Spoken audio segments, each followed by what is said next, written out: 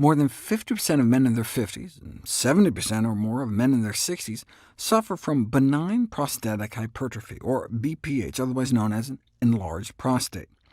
This can result in burdensome lower urinary tract symptoms, such as having to get up frequently at night to pee. Current medical treatments are clinically effective, but their efficacy is compromised by side effects and low compliance rates.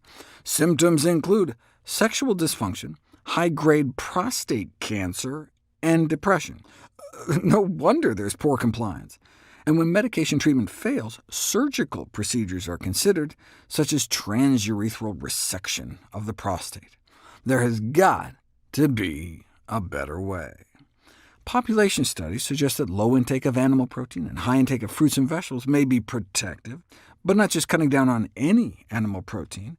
Eggs and poultry seem to be the worst, along with refined grains, but no association was found for red meat or dairy. Population studies aside, are there any foods that have been put to the test? There have been more than 30 randomized controlled trials on the herb saw palmetto, and it's been found to be totally useless. Evidently, cranberries were used by Native Americans to treat urinary ailments, but you don't know until you put them to the test. Now, when they say dried cranberries, they're not talking about those sugary, oily craisins, but rather just straight whole cranberry powder. And significant improvements were seen in BPH symptoms, quality of life, and all urination parameters for just about a teaspoon a day of powdered cranberries. So we know a teaspoon works, but what about a third of a teaspoon, or a sixth of a teaspoon? They also helped. The results from that 1 teaspoon of powdered cranberries from the last study would equate to this. Now, this study used a supplement because it was funded by the supplement company, but the supplement is just straight cranberry powder, so you might as well just buy it in bulk for much cheaper and just add it to a smoothie or something. What about using a berry that's a little tastier, like drinking purple grape juice? No benefit whatsoever. In a previous video, I talked about the use of flax seeds, which may have a therapeutic efficacy comparable to that of commonly used drugs, with only good side effects. OK, so what about other seeds?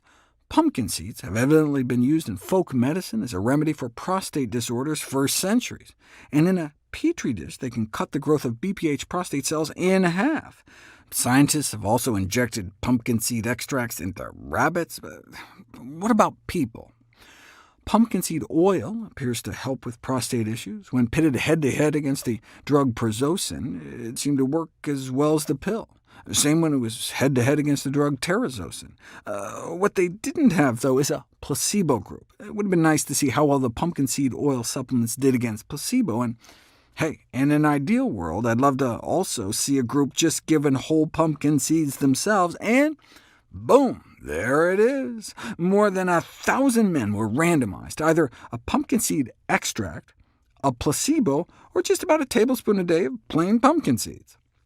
The study was funded by the drug company that made the supplement, but the supplement flopped. It was no better than placebo, but the pumpkin seeds themselves worked. The supplement appeared to reduce symptoms, but not better than placebo. However, just the plain old seeds did. So it wasn't just some compound extracted from the oil, and in fact we've since learned that even an oil-free extract seemed to work. Bottom line, the researchers concluded, is that pumpkin seed could be recommended for BPH patients with mild to moderate symptoms. This conclusion was echoed by the European equivalent of the FDA. Pumpkin seeds can be used for the relief of lower urinary tract symptoms related to an enlarged prostate, after more serious conditions have been excluded by a medical doctor.